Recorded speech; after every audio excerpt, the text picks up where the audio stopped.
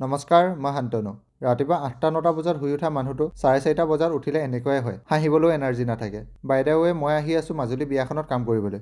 ৰাইজ, কামৰ সূত্ৰে মাজুলীলৈ আহি আছিলোঁ। ঘপককৈ চিনেৰি এটা দেখি পিনে ৰ'লোঁ। ৰ'ব, আপোনালোককো দেখাই আছোঁ। গাড়ীখন এইখিনিতে পাৰ্কিং কৰি ল'লোঁ। এইপিনে চাওকচোন, চবফালে কেৱল কুঁৱলী কুঁৱলী কুঁৱলী। ৰ'ব, মেইন বস্তুটো দেখুৱাই নাই। এইফালে চাওক, কি ধুনীয়া লাগিছে নে কি কয়।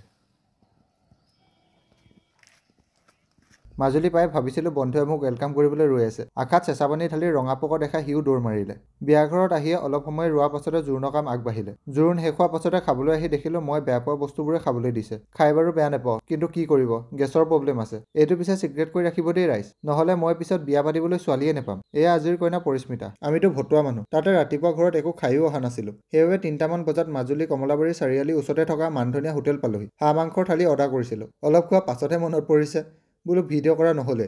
লগে লগে ভিডিঅ' কৰি ল'লোঁ। কি টেষ্টি আছিল মানে খানাবোৰ।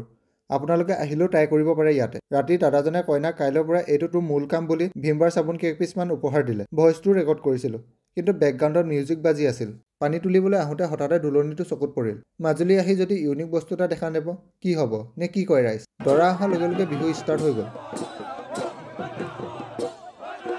এই যে মই কৈ থাকোঁ, বিয়াত সদায় এটা নতুন অভিজ্ঞতা পাওঁ। এইফালে প্ৰথম দৰাক আদৰিবলৈ দেউতাক আৰু দেউহে অহা দেখিলোঁ। একেবাৰে শেষতহে মাক আহি ভিতৰলৈ লৈ যায়। আজি পিছে দেউ দুজন, এজন দৰাঘৰীয়া আৰু এজন কইনাঘৰীয়া। একেবাৰে শেষত দৰাই কইনাক গোলাপ ফুল এপাহ দি মৰমতে নাম এটা দিলে। তাৰ পাছতে বিবাহ সম্পন্ন হ'ল।